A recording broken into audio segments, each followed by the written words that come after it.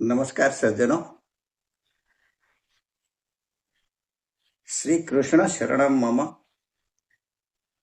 ઓમ શ્રીમદ ભગવદ્ ગીતા અધ્યાય 16મો દૈવાસુર સંપત્તિ ભાગ યોગ.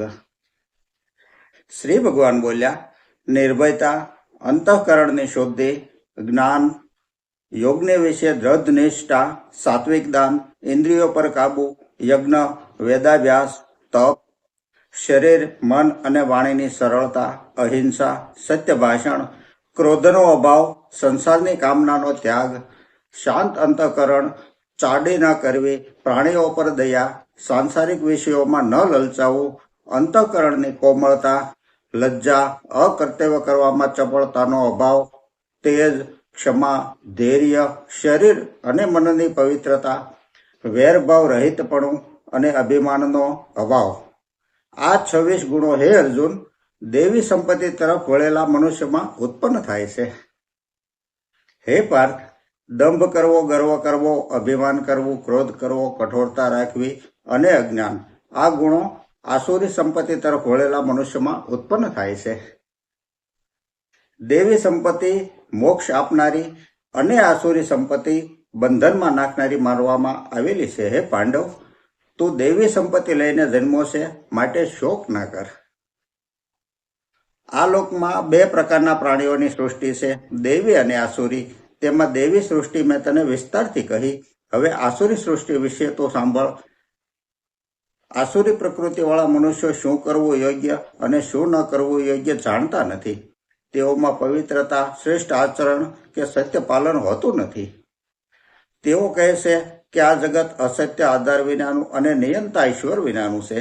તે કેવળ સ્ત્રી પુરુષના સંયોગથી ઉત્પન્ન થયેલું છે. એટલા માટે કામનાઓ ભોગવવા સિવાય તેનો બીજો શો હેતુ હોય? આવા મતને સ્વીકારી નષ્ટ થયેલ વિવેકવાળા તે અલ્પબુદ્ધિવાળા લોકો જગતનો નાશ કરવા માટે ક્રૂર અને હાનિકારક કર્મો કરવામાં મચ્યા રહે છે. દંભ, અભિમાન અને મદથી ભરાયેલા તે લોકો કદી પૂરી ન કરી શકાય એવી કામનાઓનો આશ્રય લઈને મોહથી દુરાગ્રહો પકડીને હંમેશા પાપાચારમાં જ પ્રવૃત્ત રહે છે. તેઓ પોતાના મરણની છેલ્લી ઘડી સુધી જેનો કદાપી અંત જ ન આવે એવી અમાપ ચિંતાઓનો આશ્રય લઈને કામ અને ભોગમાં જ પોતાનું સર્વસ્વ છે એમ દઢ નિશ્ચયથી માનીને તેમાં જ તત્પર રહે છે. આથી સેંકડો આશારૂપી પાશોથી બંધાયેલા તથા કામક્રોધમાં પરાયણ રહેનારા તેઓ વિષય ભોગો માણવા માટે અન્યાયપૂર્વક ધનના ઢગલા એકઠા કરવાનો પ્રયત્ન કરતા રહે છે. તેઓ વિચારે છે કે આજે મેં આટલું મેળવ્યું અને હવે પછી આ મનોરથને પૂર્ણ કરીશ.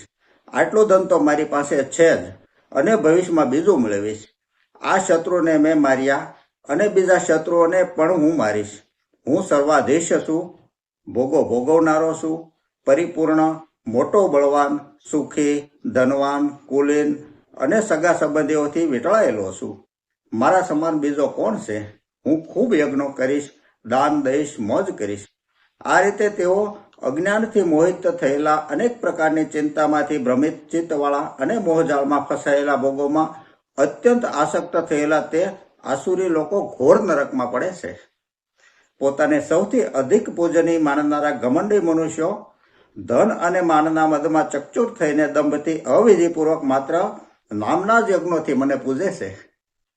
અહંકાર, બળ, ગર્વ, કામ અને ક્રોધનો આશ્રય લઈને લોકોનો દ્વેષ કરનારા, તેઓ પોતાના તથા બીજાના દેહમાં એક રૂપે રહેલા મુજ અંતર્યામી એવા મારો જ દ્વેષ કરે છે.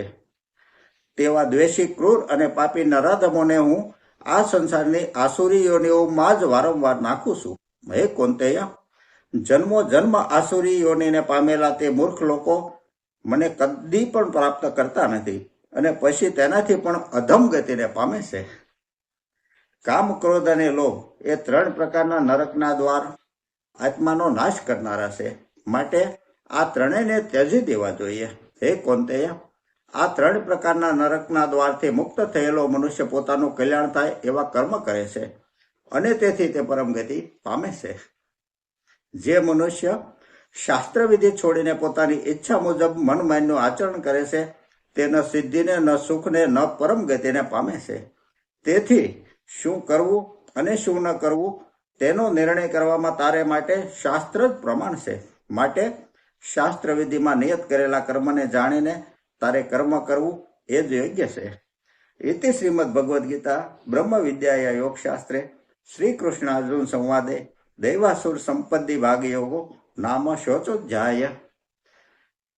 તો સજ્જનો, 16મો અધ્યાય અહીં સમાપ્ત થાય છે. જો આપને 16મો અધ્યાય પસંદ આવ્યો હોય તો શેર કરી, લાઈક કરી, મારી ચેનલને સબસ્ક્રાઈબ કરજો. હવે પછી મળશું અધ્યાય 17માં. ત્યાં સુધી રજા આપશો. નમસ્કાર.